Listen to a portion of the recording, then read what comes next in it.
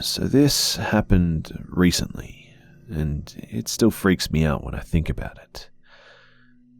Let me start out by saying that I live in a nice neighborhood in a nice small town where there are almost no reports of crimes. Of course, there is the occasional burglary, but most of the times, the whole town goes without a burglary for months. It has 2 middle schools, one public and one Christian, with no high school, so it's safe to say that almost every resident knows each other. I haven't always lived here, and actually moved when I was 12, so my parents are from one of the major cities in the Netherlands. Because of this, my parents always lock the doors, and even take it a step further when everyone is accounted for in the night. They lock a hook-shaped lock on the bottom and top of the door, which you can only open with your hands from the inside. I am 20 years old, and I have to take care of my mother, who just had a heavy operation removing a lot of tumours, so she's bedridden. Honestly, I don't mind doing it, even though I can't always get to classes in uni because of it, and neither can I be gone for a long time, but that's all okay to me. But being penned up in a house with a cranky mother, even though I love her, I can't always handle her obnoxious way of pissing me off. So I went back to playing Pokemon Go to have a reason to go out of the house for half an hour at a time. In our neighbourhood, we have 3 playgrounds, one of which is right behind my backyard. Because my street is a circle, there's a space between all the backyards, which is a field of about 150 metres. But because it's in the back of all the houses, the streetlights only shimmer through the 3 openings. I always start with the Pokestop in there and light up a cigarette before I start walking my basic routine. So a week or 4 ago, I walked in there watching my phone for Pokemon. I pulled out my lighter to light my cigarette, and I noticed someone else throwing away their cigarette. I couldn't make out who it was because I went from my phone light to almost pitch blackness.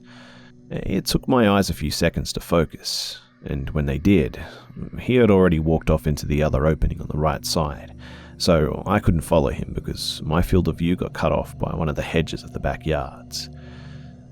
This didn't take me for anything strange though, because we have many teenagers in the street, and I just presumed that he was smoking secretly or something. I continued my route and I went home and just went to bed. When I got back to that playground though the next day, I noticed a ridiculous amount of cigarettes next to the slide. This took me for strange because it was actually one of the spots I sit on a lot because the Pokestop is also a gym. And when I say a ridiculous amount, I mean around 15 of them, which I was pretty certain weren't there the day before. We did a raid there the day before, and something like 15 cigarettes in the grass is not something you just overlook. As a creepypasta reader, I immediately thought about the guy from last night, and I was pretty certain that it wasn't some teen and probably a stalker because it was right next to the house of one of the prettiest girls in the town. To play it safe, I just sent her a message about it and went back to my usual routine, not really thinking about it too much. That night, around 11 PM, I walked back into the field, but before I knew I would be visible, I locked my phone and peeked around the corner. I was not surprised to actually see him creeping there, to be honest, but even if you expect something like this, it still makes your heart race a bit. I stood back to think a bit for a few seconds, and after a few seconds, I decided to just walk up there with my phone's flashlight and just act like your friendly neighborhood guy. Even though I did decide this though, I still took out my keys and used them in a brass knuckle way, just in case he was a creeper.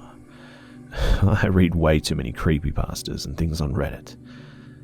But the second I came around the corner, he made a sprint for one of the exits. This kind of took me off guard too, and I stood there for a second before continuing to run in the direction of that exit. He was long gone though before I could see the lit up street. After this, whenever I decided to go for Pokemon after dark, I took one of my CSGO replica knives which I had sharpened.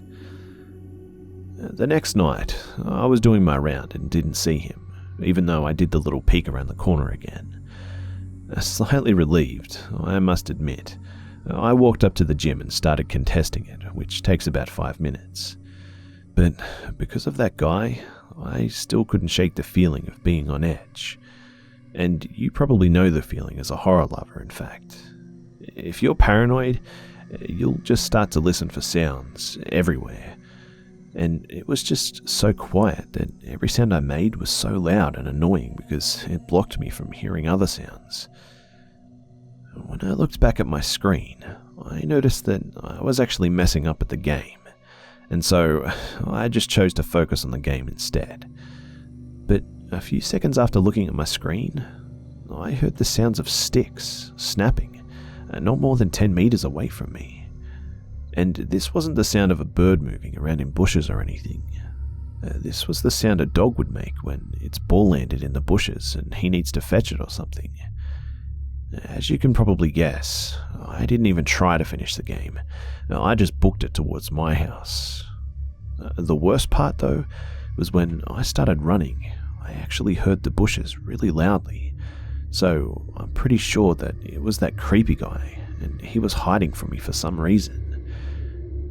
I concluded, though, that this guy wasn't just a normal stalker after this. But even though I had a knife on me, my fight or flight instincts kicked in, and unfortunately, I didn't get a good look at the guy. I wasn't planning on going back into the playground anymore at night, and just visited the poker stops in the street that were in the streetlights. I didn't see the guy again, but I'm still pretty sure that he was around, because every time I went during the night, I had this feeling that someone was watching me. Even though there are enough reasons for me to be suspicious, I tried to disregard this paranoia. But eventually, it got to me though. I stopped and started looking back at a spot where I knew that if I was being followed, he needed to hurry so as not to lose me, after losing sight for 20 meters, that is. And if I peeked back, he had no way of getting to cover quick enough. So, I looked through the bushes that I was standing next to, not peeking around them this time, and then I saw him. My first instinct was to drop myself in the bushes and stay still, so I grabbed my knife and waited in the bushes until full cover. My heart started racing, thinking about what I would do if he attacked me, or should I attack him? Should I wait for him to pass me, or I was cut off because he came into the field of view? In the end, I just held my breath and didn't move. When he came around the corner, I saw him look around because there are 2 ways to go, and what freaked me out was him actually mouthing some words, shit, before doing a jog to a path that I always walk with my route. I was really freaked out because of this, because for me, it solidified that I wasn't being paranoid, and this guy was actually following me. I ran back to my house, unlocked the door and got in and locked the extra locks. I stopped playing Pokemon Go at night fully at this point, and told my friends that they shouldn't either in my street at night. Of course, I explained all this, but they kind of disregarded it as paranoia. They knew that I was a horror fan, and it was getting close to Halloween, so they took it as me just trying to spook them. After 3 days of me staying at home in the nights, I was talking with my neighbor friend in front of our door with a cigarette, and I noticed that there were different cigarettes on the sidewalk, and this kind of freaked me out a bit. I told my neighbor about the guy, again, because I had previously discussed this with him, and now he was a lot more interested, because he saw that I wasn't messing around. We quickly finished our smokes and went back in our respective houses. Late that night, at around 2:15 a.m, I got a text from my brother saying, "Are you at home?" I messaged him back saying, "Yes, why?" And he answered, "I thought I heard the door, like someone getting in."